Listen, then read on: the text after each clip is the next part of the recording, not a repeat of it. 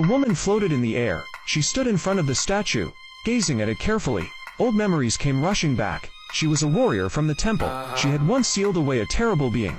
Now, that monster had returned, and she had come back from the dark realm. She couldn't stay for long. She had to find the released monster quickly. Otherwise, when time ran out, she would have to return to the dark realm.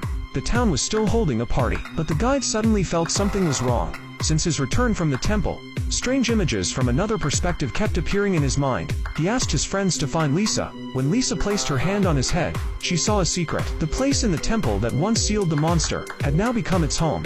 She also saw the girls who had been taken by the monster. They were being kept and nourished there. They had to find a way to save them quickly, but unexpectedly. During the town's party, the monster arrived again. Carter took out a short blade, ready for action. He knew all too well the monster's terror. Everyone stared ahead, stunned. The monster stood still at a distance. Carter slowly walked toward it. The short blade in his hand was a sacred relic passed down in the town. It could cut through all dark powers. When Carter got closer, the monster still stood motionless. Its head was nowhere to be seen. This only made Carter more cautious. He gathered his courage and raised the short blade, ready to strike. But suddenly, the monster revealed its head. Its eyes glowed with a golden light. Carter's eyes burned with pain, and he collapsed onto the ground. The monster continued to roar. Its golden light flew toward the crowd. Everyone was struck by the light.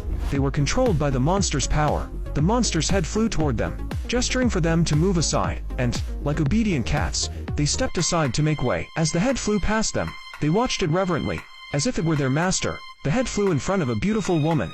Terrified, she quickly turned and ran. But the monster wouldn't let her escape. In this small town, there's a headless monster. Every full moon night, it goes after beautiful women. It captures them and takes them back to its lair. The woman's feet are entangled by the monster's hair. It quickly drags her toward its body. She is lifted by the large head. While its body grabs her legs, it places her on its body, then struts away from the party. Everyone is hypnotized by it, unable to do anything but quietly watch it leave. To prevent the monster from attacking again, the townspeople lock all the women and children in rooms, fearing they will become the next target. The group starts discussing how to deal with the monster. Carter suggests going directly to the temple, finding the monster's lair, and using the sacred blade to destroy it. But Lisa rejects the idea. With Carter's current abilities, he wouldn't even be able to get close to the monster, let alone defeat it. So Carter starts a training regimen. Every day he swings the sacred short blade, simulating an encounter with the monster's head. He uses pumpkins as targets, then suspends them to simulate the head's flight pattern. Carter practices dodging in midair.